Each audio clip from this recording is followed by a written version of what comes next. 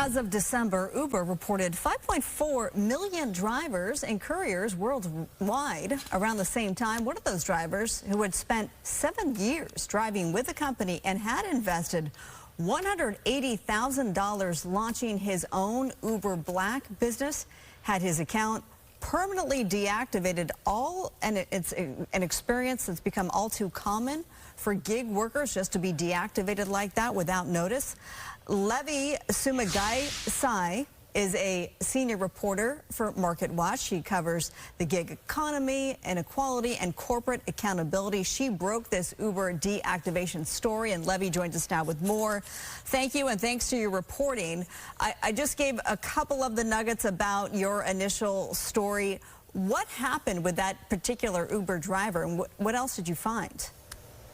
Sure. Thanks for having me on, Marla. Yeah, so I've been covering the gig worker deactivation issue, sort of what's going on around the country. And I did talk to that Massachusetts driver who had been accused of fraud by Uber. He was asked to take a picture of himself, and Uber determined that he was somewhere else, not where he claimed to be. But he told me that somewhere else was an island where cars can't even go. And so that caught my attention. So I took his case back to Uber, and Uber changed its mind and reactivated him.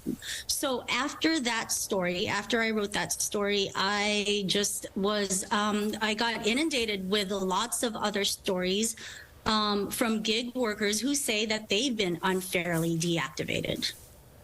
So Uber sent us a statement, and we want to put it up on the screen. It says, we approach any deactivation decision with caution and consideration. Drivers are also able to appeal eligible deactivations, which includes submitting additional evidence. Doesn't Uber have a right to do this? And also, can you tell us a little bit about that appeal process?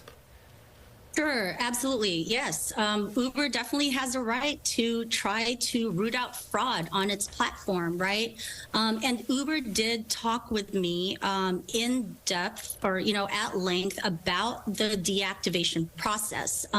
They say that for the most part, drivers have a way to try to appeal their deactivations if they want.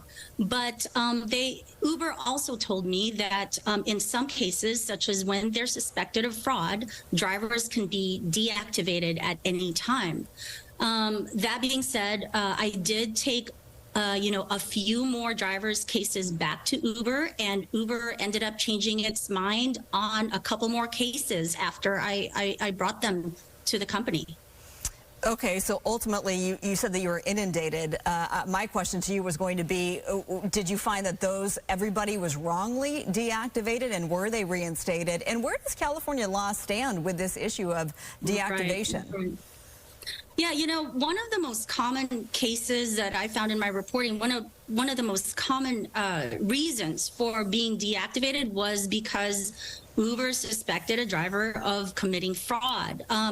But in some cases, the drivers told me that that their accounts were taken over, or that they're being wrongly accused of fraud, right? And so what's happening is, it's not really up to me to determine, if I feel like a case is interesting enough, or it seems like the driver was wrongly deactivated, in my opinion, then I take it to Uber, and then they looked at it again. And in some cases they changed their mind, but in many cases they didn't. As for where California law stands on this, California doesn't really have a law that addresses this particular issue, right? As you know, probably, that Uber considers its drivers independent contractors, right? So its drivers aren't subject to the same labor laws as other employees.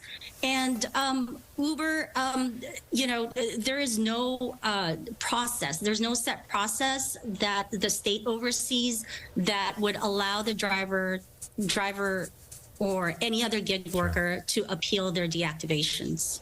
Of course, that independent contractor thing has been a point of a lot of contention and a lot of money in California politics as well. All right, thank you so much for your reporting. We appreciate you joining us.